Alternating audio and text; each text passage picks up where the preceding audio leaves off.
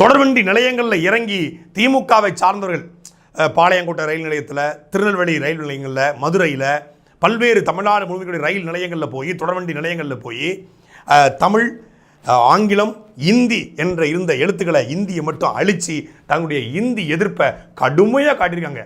அதில் ஒருபடி மேலே போய் கடையநல்லூர் ரயில் நிலையத்தில் இந்தி எதிர்ப்புக்கு போன திமுக காரங்க அதில் இருந்த கடையநல்லூர் இருந்த ஆங்கில எழுத்தை அழிச்சிட்டு இருக்காங்க. என்னப்பா நீ அழிச்சுக்கிட்டு இருக்குது ஆங்கிலம்? ஓ, இதுதான் ஆங்கிலமா? நான் இந்தியில் நினச்சேன் அப்படின்னு சொல்லி அதாவது மொழிப்பற்றில் கூடிட்டாங்க. தமிழை தவிர எல்லாத்தையும் அழிச்சிடுறா. தமிழ் பற்றில் இருக்கும்போது இந்தியாவது இங்கிலீஷ் ஆகுது அப்படின்னு சொல்லி எந்த மொழியை அழிக்க போகணும்னு தெரியாம ஆங்கிலத்தை அழிச்சு வச்சிருக்காங்க திமுகவுடைய ஊப்பிகள்.